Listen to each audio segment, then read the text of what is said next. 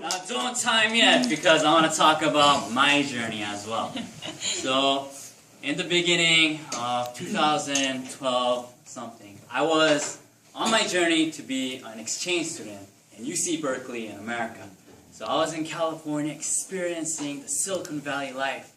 I was going to programming contests every single Saturday for 24 hours, 48 hours, just on my computer trying to build something with different people I met for the first time. And during that journey, what I really found in that journey was building myself.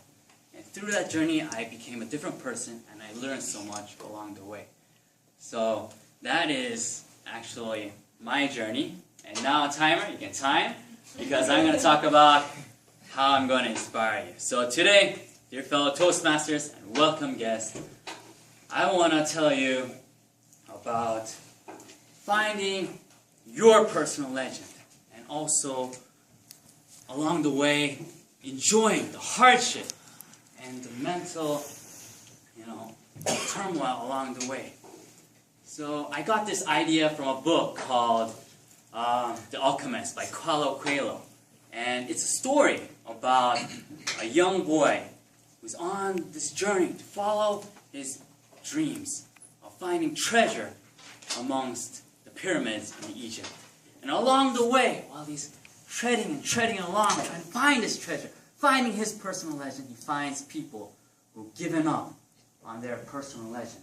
People who are just too introverted. And they don't feel that they deserve to find their legend or find who they want to be, so they give up. And I am guilty that I used to be like that.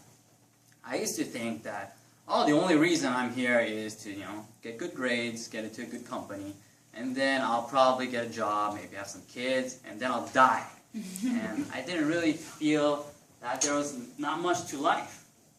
Until one day, I started questioning, is there all there is? Is this it? And I've watched a video, commencement speech of Steve Jobs, when he said, in front of death, all becomes clear. All the distractions just fade away. Because in front of death, the only things that really matter to you most just stays on. And this concept of death didn't really come to me until I experienced my grandfather's passing away. And my grandfather was, 2 weeks before he passed away, I was calling him and he said, life is too short. I'm 82 years old and he told me not to live another person's life, but live my own. And after he passed away, right when I was 5 weeks back from Silicon Valley on another conference, I thought, oh, I am going to live my life. And I kept reading more books, finding who I was. And I found my personal legend.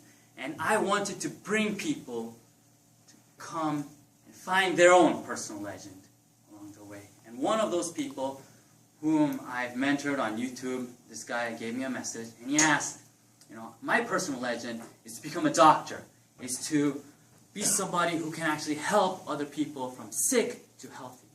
But to do that, this year I have to take the medical test to go into grad school for a medical degree. And he's so afraid because, he worked so hard and he finds out he failed, he'll be so disappointed in himself. And the way I answered that question for him was, do not focus on getting the degree, but rather focus on becoming the person who can get that degree, on the concentration on who you will become rather than just studying for the exam. And I too am embarrassed to say I used to be like that. When I was in high school, the only reason I studied was, getting into college. That was the only reason. And I just studied like that in first grade of high school. And then I thought, hey, actually studying, I gained better concentration. Maybe I should study for harder concentration. Maybe I should study for my discipline. Maybe I should study for my willpower. And then that's when I started to sit a little longer on my desk, to concentrate a little longer when I studied math. And before you knew it, I was on the desk 12 hours a day, 15 hours a day, waking up early in the morning just to solve that math problem. And my friends told me, Albert, you're studying so hard, but there's kids who just study a little bit and they're way ahead of you. They made fun of me. They made fun of me that I was stupid. But I didn't compare myself to those guys. I did it for myself. I wanted to become better today so I can become a much more concentrated, better person tomorrow. And that got me places where I never even thought it would ever take me.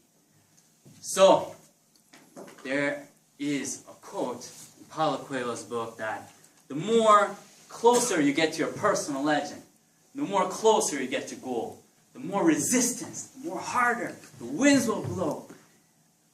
And that's the same of life. When you want to get something you want to achieve, there is going to be a hardship, and it's going to get harder because the universe itself is going to want you to appreciate the goal you got. Gold and wealth and riches aren't there because, and it's not more valuable because, there's plentiful. It's hard to get it. But what's really important is who you become along the way. The strive and the inner turmoil that you can achieve to that level.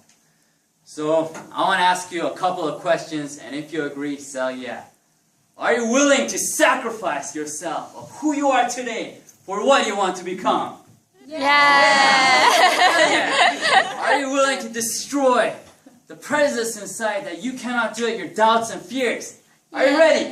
Yeah. You are. So go out there today, find who you are, what you want in life, and see where your legs, your heart, and your mind will take you, how high you can climb, and enjoy the blood, sweat, and tears for who you will become.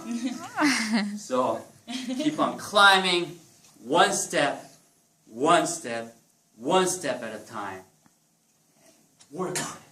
Because when you climb to get that level, oh boy, the view is spectacular. Thank you.